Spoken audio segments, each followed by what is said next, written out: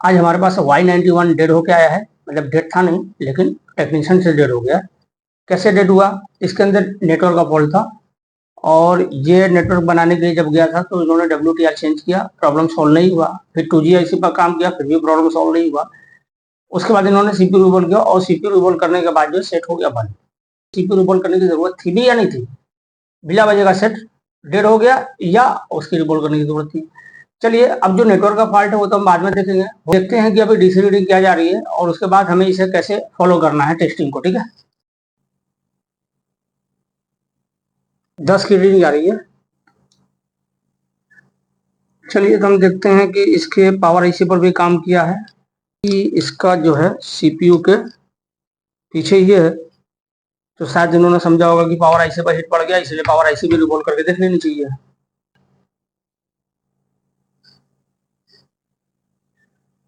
Voltage तो बन रहा है,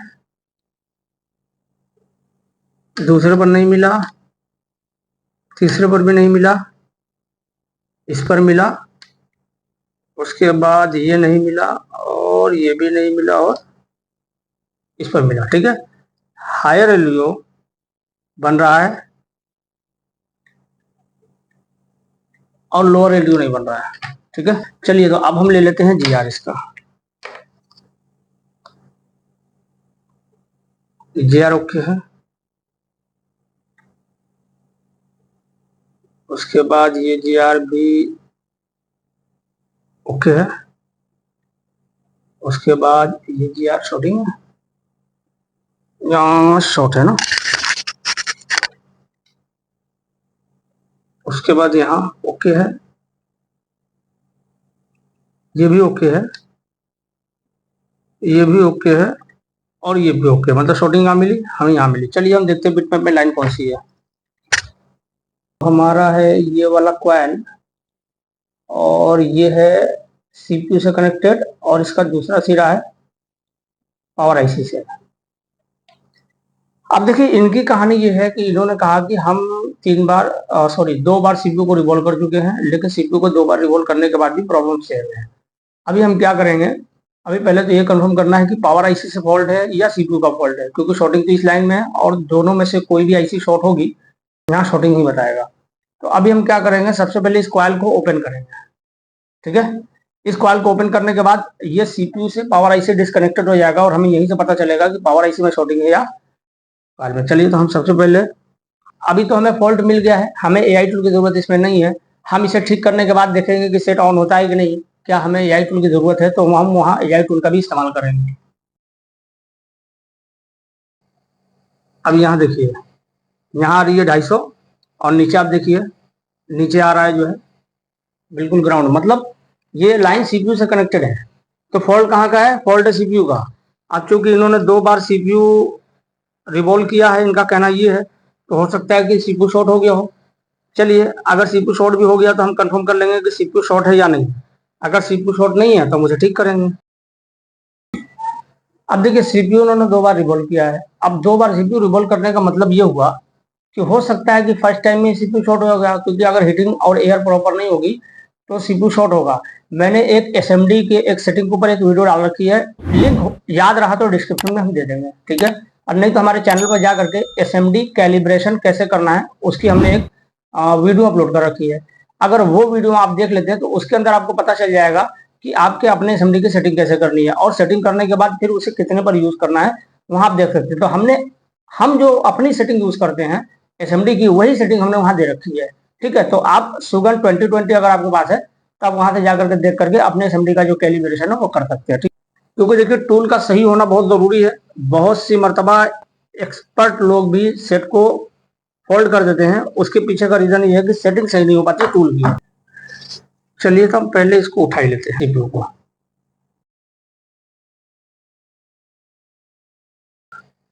इसका ग्लू भी अच्छे से साफ नहीं हुआ है और उसके बाद ये कई जगह UV मास्क लगाना था लेकिन नहीं लगाया, तो यहाँ शॉर्ट दिख रहा, हो सकता है इसकी वजह से भी प्रॉब्लम हो। चलिए, एक बार हम देख लेते हैं कि इसकी शॉर्टिंग है कि नहीं। देखिए, शॉर्टिंग तो चली गई इसकी। मतलब प्रॉब्लम सीपीयू से था, लेकिन अभी कंफर्म नहीं हुआ कि मतलब सीपीयू शॉर्ट है या फिर लगाने में शॉर्ट हुआ था ना। लेकिन अब इन्होंने कहा कि 2 बार लगाया है, ये भी सोचने की बात है। सीपीयू 2 बार लगने के बाद फॉल्ट। अब आप यहाँ देखिए, यहाँ से यहाँ तक देख रहे हैं आप, ये इतनी लाइट है। अभी देखिए क्या होता है ना कि आप बीच में पेंट देखेंगे, यहाँ पेंट, यहाँ पेंट, यहाँ पेंट, ये सारा पेंट होता है ना, जिसको बोलते हैं प्रिंट को छिपाने के लिए एक तरह का पेंट होता है। तो अब अगर हम मान लीजिए आईसी हमारी बैठती है तो इतना ही हमारा डिमांड करेगा, जो पीपीडी हमारी होगी, मतलब जो हमारी सोल्डरिंग होगी सीपीयू के अंदर जो बॉल होगी, वो सिर्फ इतना ही डिमांड करेगा। लेकिन अभी आप देखोगे ना, 1 2 3 4, चार की चार आपस में कनेक्टेड है, हालांकि ऑलरेडी पहले से ही कनेक्टेड है, लेकिन बीच बीच में पेंट होना जरूरी है। जैसे हम सीपीयू बैठाएंगे, हीट करेंगे, तो क्या होगा कि ये बीच में जो गैप देख रहे हैं ना, ये जो मार्जिन, ये भी डिमांड करेगा। देखिए हम आपको करके दिखाते हैं कैसे,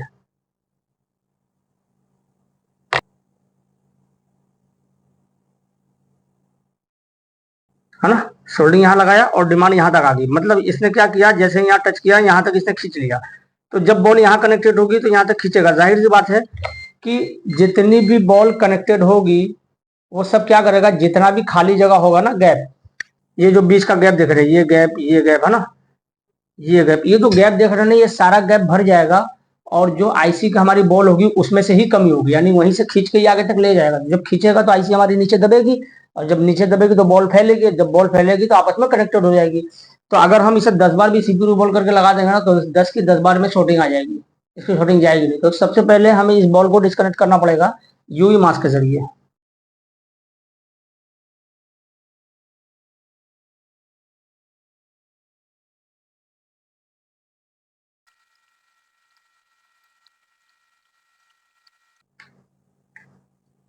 देखिए शॉर्टिंग गई, सेट इंशाल्लाह ऑन हो जाएगा।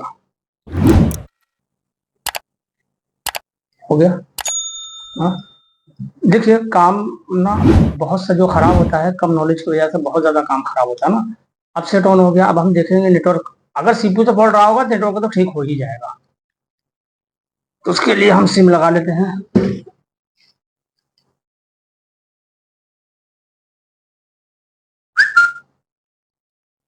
ठीक है, आपको दिखाते हैं।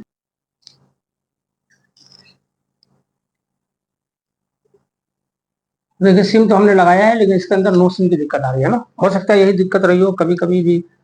क्या है कि लोग समझ नहीं पाते और नेटवर्क के पीछे परेशान रहते हैं। तो एक बार जरा यहाँ का हम जार वगैरह ले लेते हैं।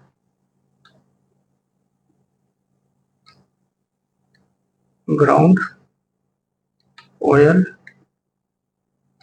वैल्यू, ग्राउंड, ओयल और वैल्यू।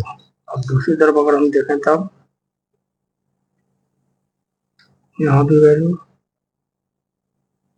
यहाँ भी वैल्यू, यहाँ भी वैल्यू। ठीक है,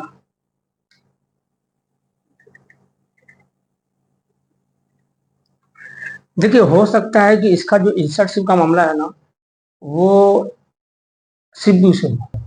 अब देखिए इसको कंफर्म करने के लिए ना, ये फॉल्ट सीपीयू का है या ये फॉल्ट पावर आईसी का है, क्योंकि काम पावर आईसी पर भी हुआ है। तो हो सकता है कि दिक्कत पावर आईसी से आई हो, या हो सकता है यही दिक्कत रही हो, कस्टमर को लग रहा हो कि नो सर्विस की प्रॉब्लम है ना।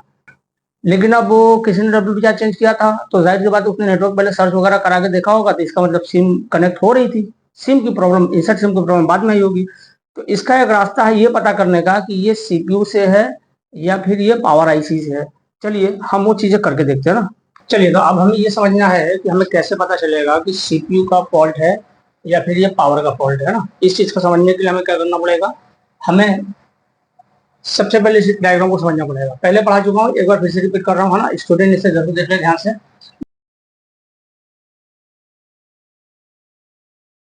लेकिन Y91 के अंदर ये सर्किट नहीं है।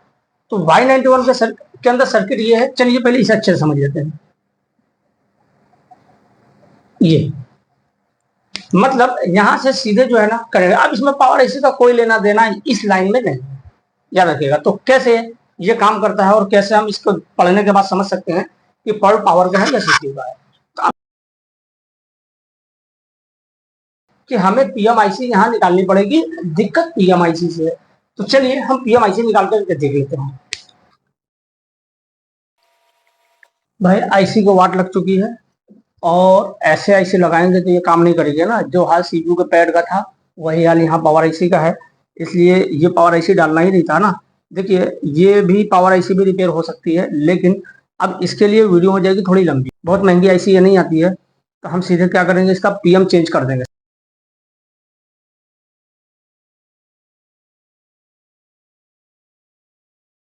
देखिए सिम ले लिया लेकिन नेटवर्क नहीं आया। चलिए बस सेटिंग में चलते हैं और सेटिंग में चल के देखते हैं।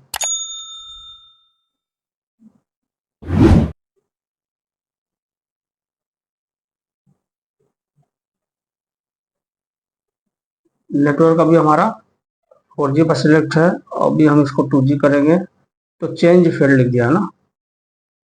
एक बार देखते हैं 3G पर फिर से, और 2G पर भी चेंज फील्ड का ऑप्शन यहाँ आ रहा है। और अब देखिए इसके अंदर जो फॉल्ट आ रहा है ना, CPU से कनेक्टिविटी नहीं हो पा रही है, और CPU से कनेक्टिविटी जो नहीं हो पा रही है, अब सवाल ये किसकी नहीं हो पा रही है। यही देखना है कि प्रीफर्ड नेटवर्क चेंज नहीं हो रहा है। मतलब 15 जगह से ये फॉल्ट आता है, और मैंने पहले भी क्लास के अंदर ये पढ़ा चुका हूँ, और आज फिर से बता रहा हूँ। और स्टूडेंट ना इसकी कंप्लीट वीडियो JSP एप्लीकेशन से जाकर के देख लेंगे। इसके आगे की वीडियो जो है ना वो बाद में बनाएंगे, क्योंकि जुमा का हो रहा है वह, और अब हम जुमा के बाद फिर बैठेंगे और वीडियो को जो है कंटिन्यू करेंगे कि इसका जो नेटवर्क है वो कैसे बनता है। ठीक है।